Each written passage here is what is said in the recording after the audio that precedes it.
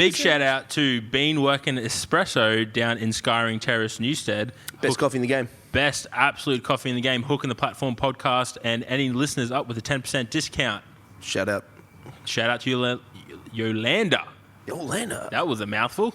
Their coffee's real fucking good. Get Best coffee in the game, by far. Just opened up Skyring Terrace. You can order ahead and mention the Platform podcast for a 10% discount.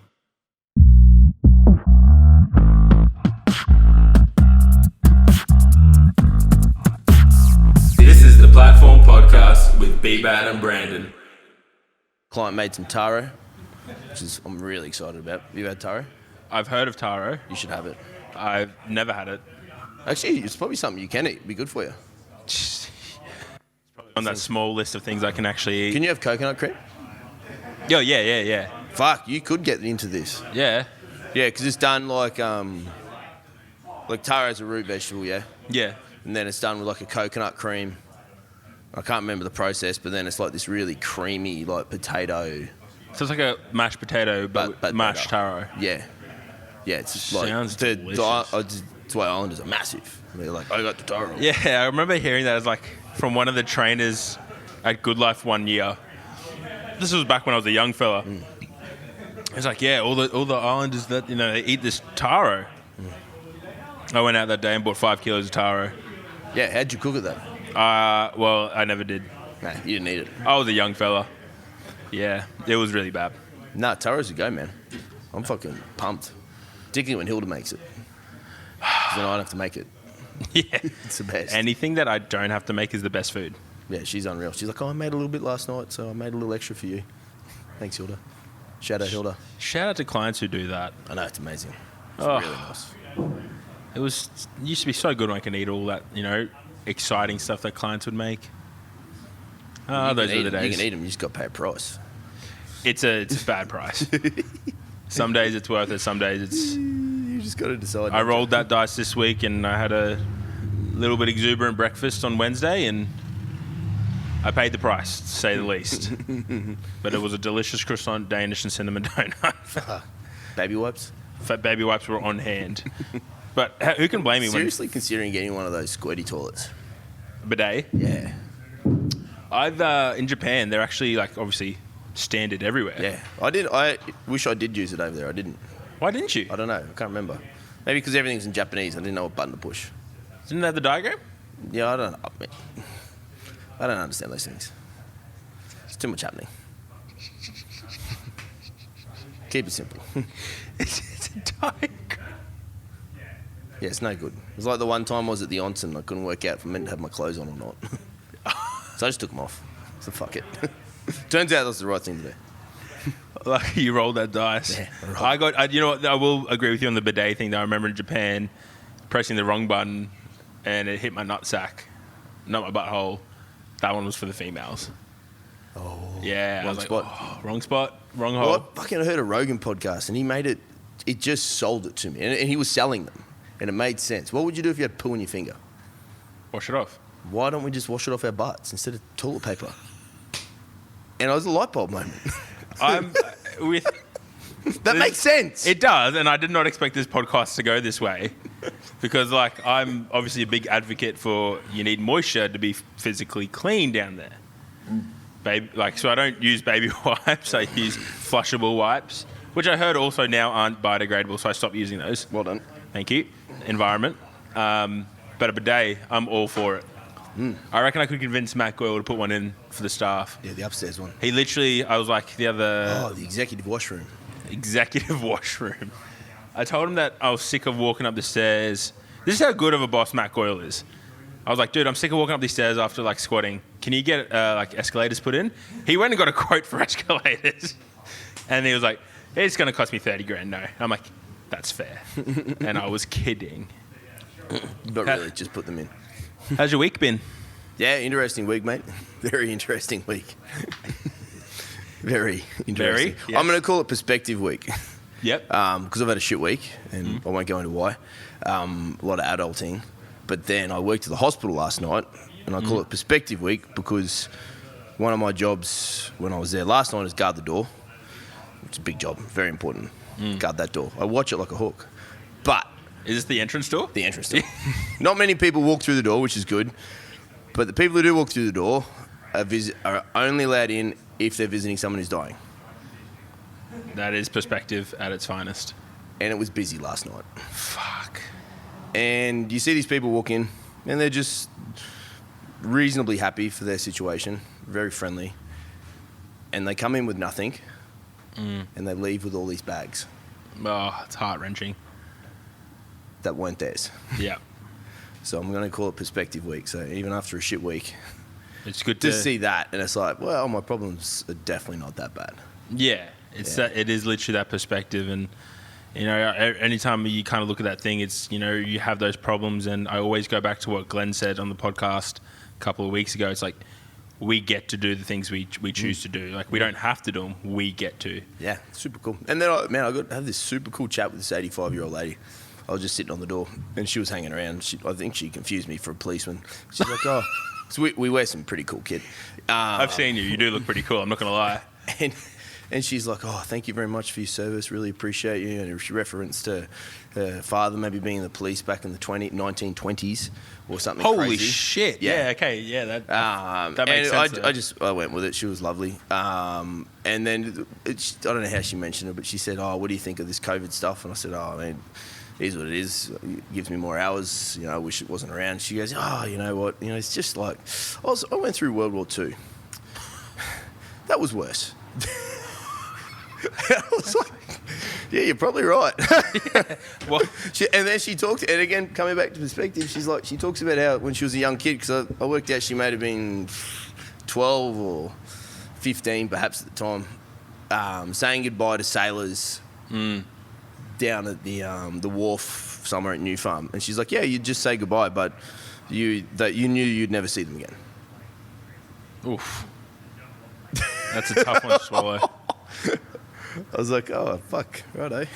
Yeah, fuck. That was hectic. But yeah, she was super lovely, so it was cool to see. I genuinely like taking the time talking with the older generation about shit, like just things like that. Well, people got stories. Oh, man, they're the best. They've done things. Oh, we're like my nan at the moment, she's got dementia and Alzheimer's, so we don't get that quality conversation anymore. But some of the stories you listen to and what they went through and what they endured, it's like we look at this COVID thing. It's like we still are able to do a lot, particularly here in Queensland. 100%.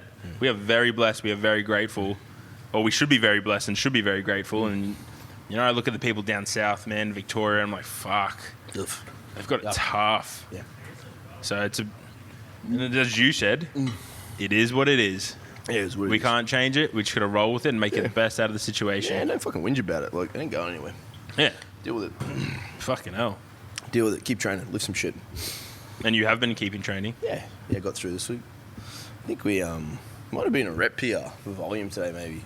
So I went 2 5s at 35 and then a 6 at 40. Shit, yeah. So that's good. But they were easy, so that's good. That's most really, really good. Yeah. It's a big week. It's good.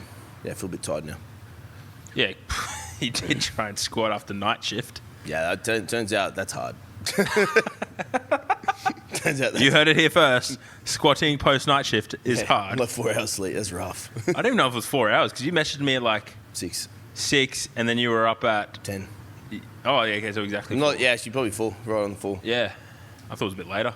Yeah, but it's a weird 4 though. It's not like 4 the night before.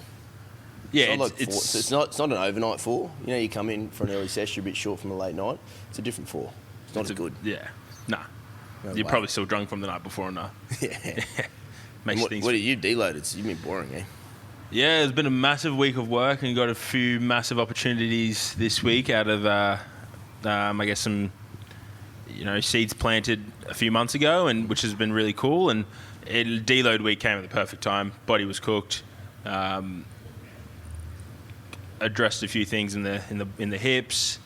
Got that sorted. Got it humming. Deadlift moved really well today, and like I already know, Gwaine put all the numbers down for next week, and man, they're all rep PRs off the bat. So How many weeks to go? 7 training weeks from next week. And 1 deload in the end. 1 week out from comp. Nah, so we actually spoke about it last night. I'm really interested to see how his method of preparation. So it's like deload comp week out, So like nothing. 2 weeks out, it's 85%. The week before, that's another deload. And then the week before that, so 4 weeks out will be my last all-in heavy. Oh, yeah, cool. Which will be really cool. And he's obviously taken into account with the amount of steps I'm doing. So we worked out my average steps per day is between 15 and 17,000. Nice. Yep. And sleep and the amount of work on at the moment, he's going to be very calculated with it. So I'm excited. I've never done anything like that. So far out for 4 weeks, it's going to be a good test of me mentally to trust the process, because I know in the past I've always been like, no, I've got to keep the heavy stuff on my back. Whereas it's like, nah, Well, that's why you outsource. You got exactly. You don't need to think about shit anymore. And how nice is it not having to think? Yeah. You just execute what's exactly. putting on that thing for the week. Yeah. It's just nice opening up that spreadsheet and going, all right, I got this, let's go do it. Which is a great segue, because, we're on this podcast, we're getting really good at segues. The boys don't agree. No, I agree. Jace agrees. Jace agrees. Whoop, whoop. Thank you, Jason. Niall still doesn't agree. And I was like, I listen to these back. You guys don't. It's my editing that creates best segues. But tomorrow's one of the comp season kicks off. Yeah, it's exciting, bro. I think Novice. There's a bit more normal coming back into the world for us all. So exactly. Cool. And it's going to be a different...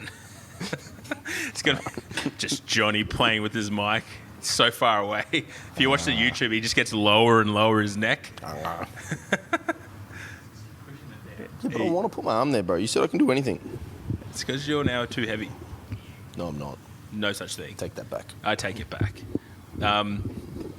But with novice comps tomorrow, pretty and powerful, and Buster Nut at Valhalla Strength. Do you remember your first comp? Yeah. Well, where was it? Regatta Hotel. Sorry? Regatta Hotel. Really? Yeah.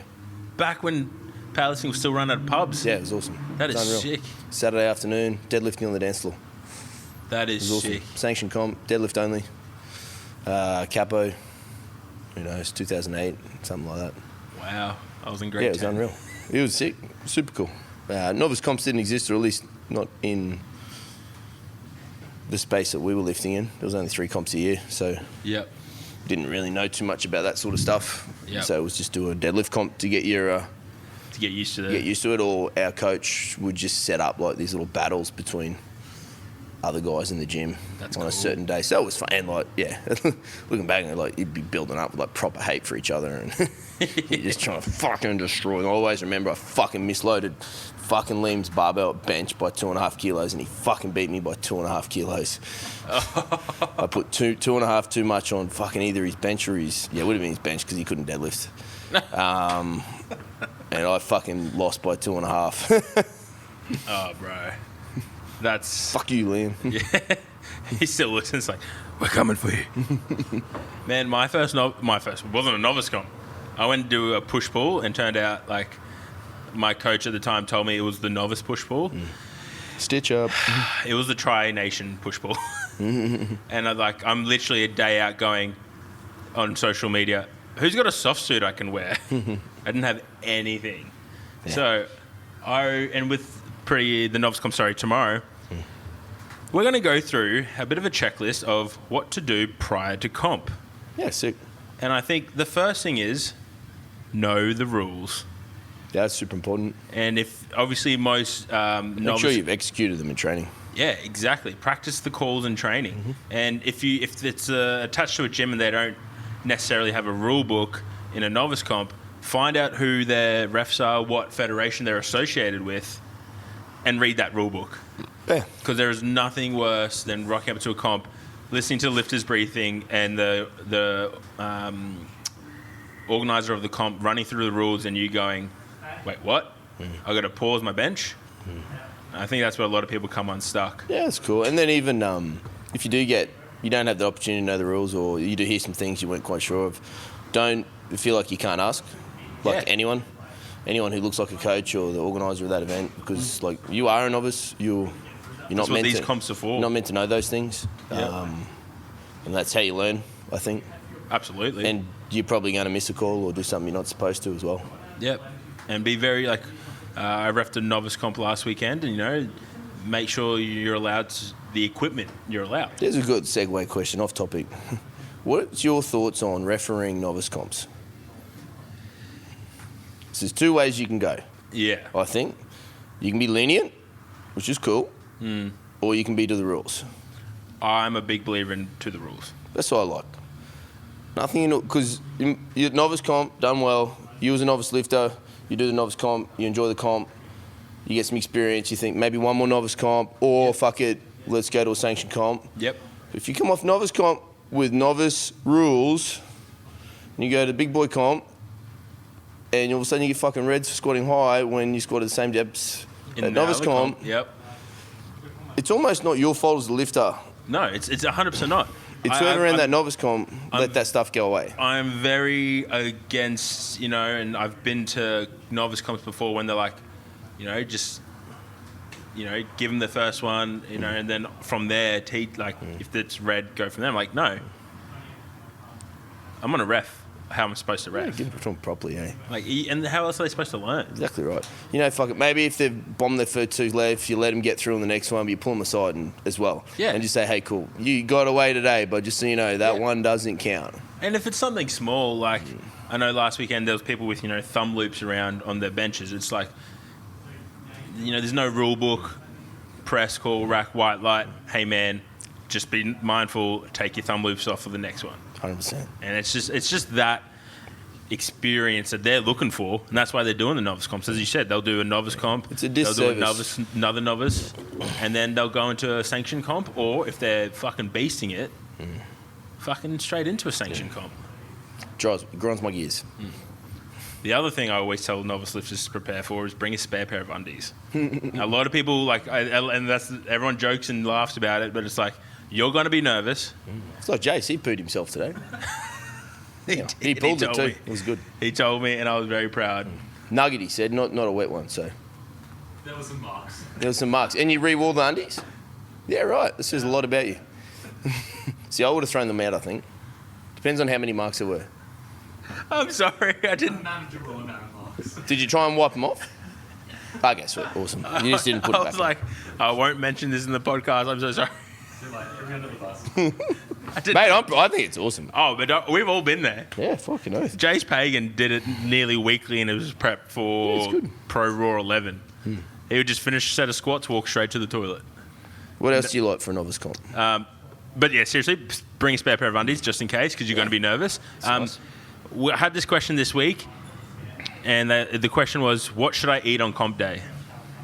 Don't change a thing. Yeah, see what you normally eat. Otherwise, you're gonna incur a lot of digestive issues. You're gonna feel upset in the stomach, which is going to contribute to your nerves.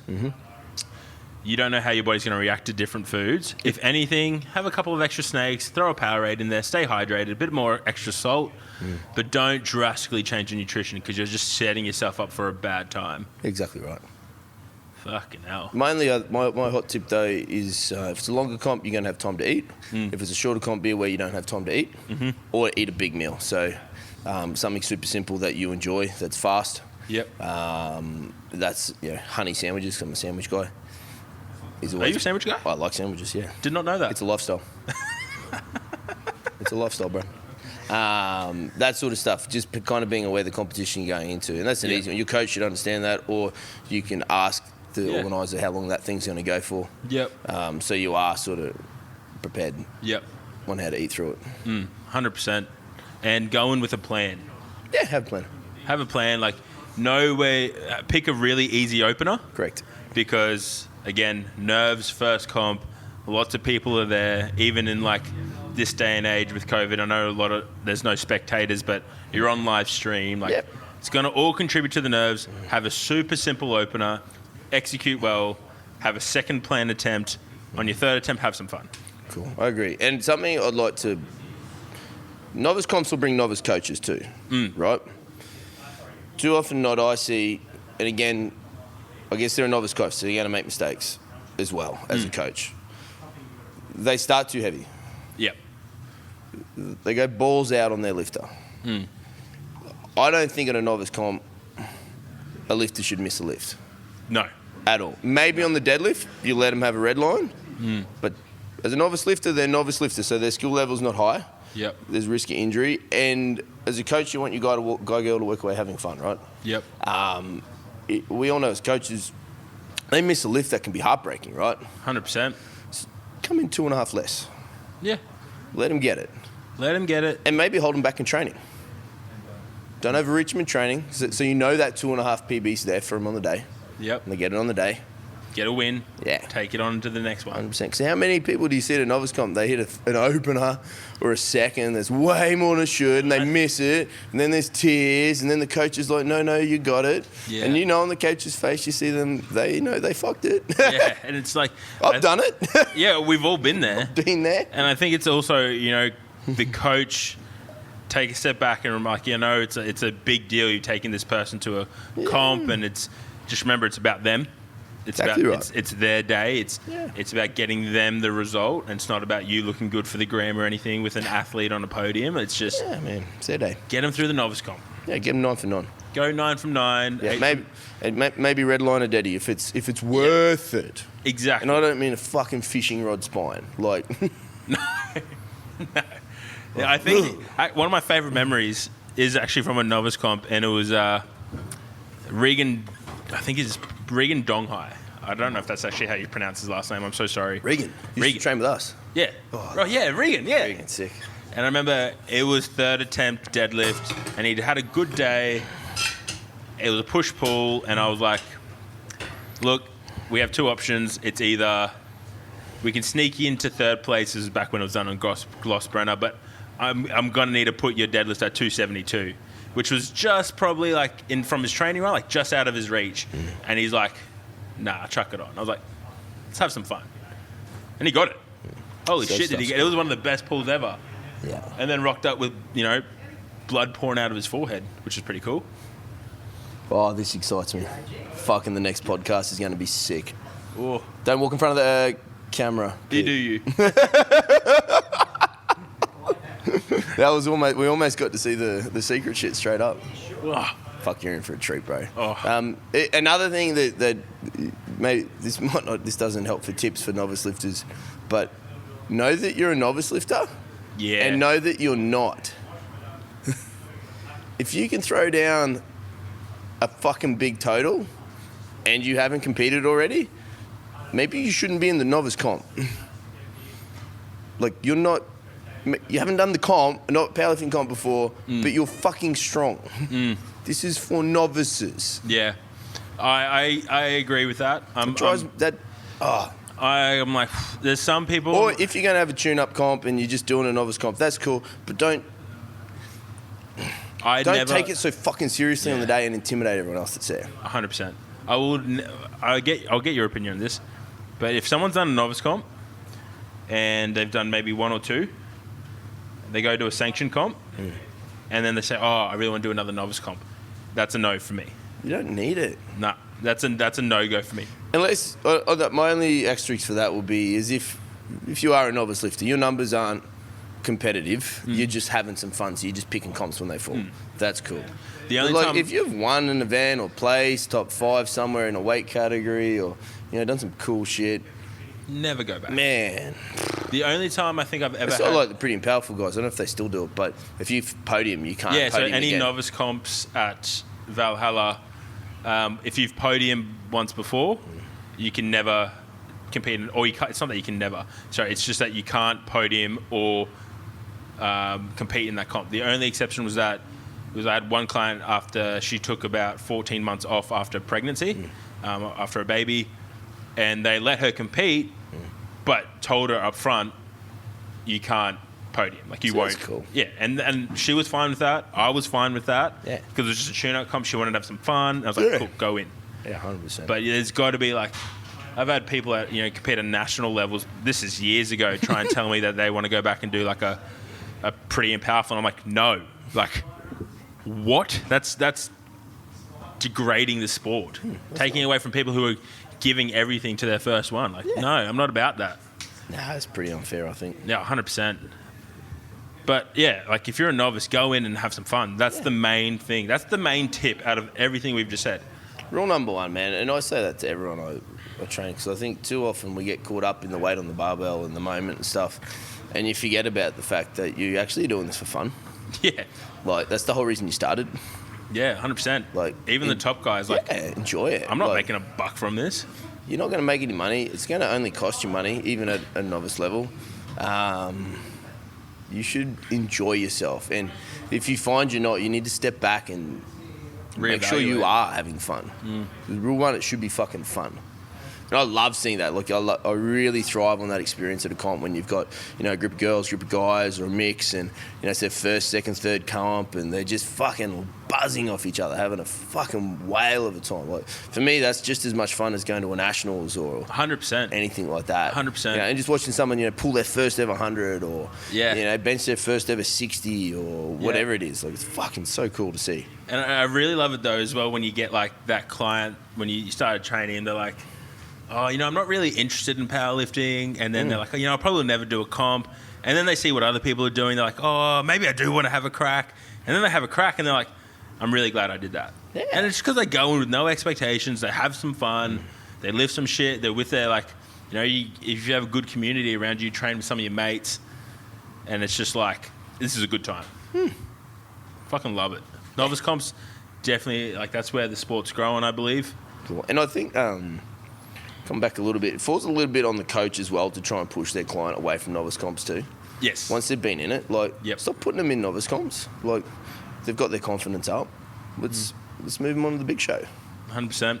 Yeah. 100%. And I think if anything, it should push coaches to then step up as well. Yeah, that forces you as a coach to step up as well. Exactly. And gain the experience in another realm. Yeah. And I think that's the best thing about the sport is that there's no end point. As a coach, you get to get better as well. Exactly. And this good thing about this sport is that 99%, and I say 99 because there's always a minority within it, but 99% of the people are here to genuinely help. Yeah, exactly right. We all want each other to exceed, and that's the best thing about powerlifting is we're all there to get stronger. And it doesn't matter, like, some of the best comps we've definitely had is when you're going head to head with someone for like a battle, and then you look to the side and they're cheering you on as well. Like, it's the most... I found the most supportive community there is.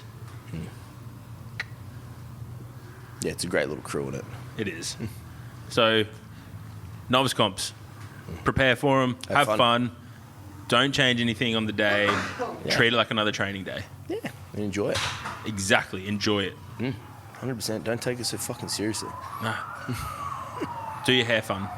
Yeah, get a mohawk. Get a mohawk.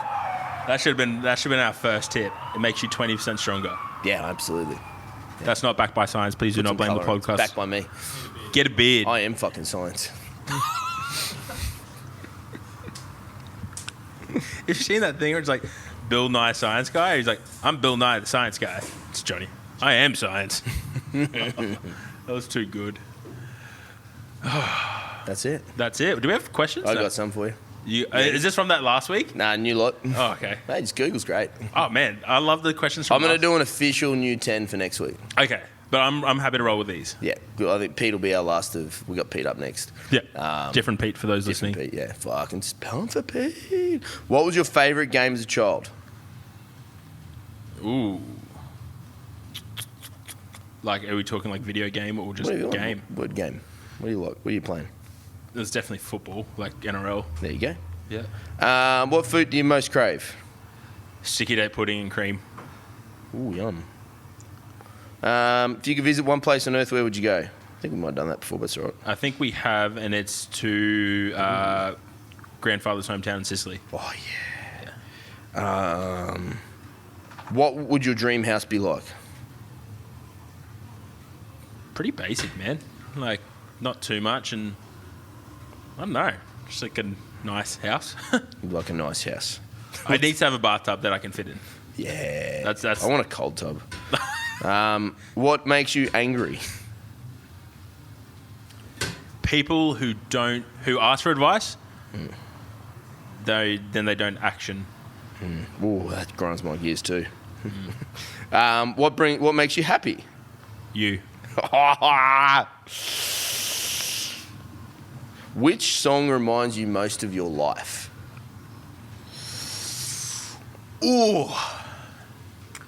This is a good one. Oh, this is nice too. I got two more good ones too. There's two songs that, like, without fail, will always bring up an emotion. Whether they're good, good emotions.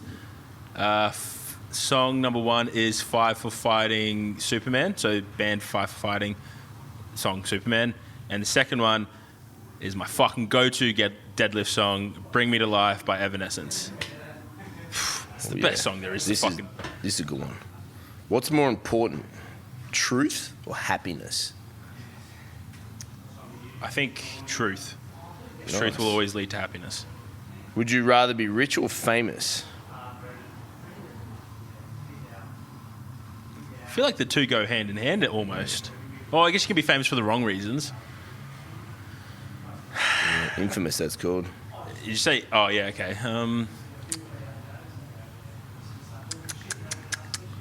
I think This is a good one. I'm gonna choose rich because I believe I'll be able to have a greater impact onto a different scale. Oh yeah. And you're like, man, that'd be cool. That's always saying, if I win Lotto, imagine what you could do. Yeah, it's not the fact that I have all this money to like go buy a Ferrari. That'd be like, actually no, I would go buy a Ferrari, but that would be for my old man. It's like my dream. One of my dreams is to buy him that. But it's like I could set up like charities that I want to do and all this shit. Yeah. I want a free gym. Yeah. Just let people come in and train, get aggressive, and just go ham. Yeah. What's the other question? If you're an animal, what animal would you be? Gorilla. Oh yeah. You are a gorilla, bro. Yeah, bro, it's my fucking spirit animal. Yeah, that's it. They were good questions. Some of them are good. Some of them, they were great. I fucking love this Google one.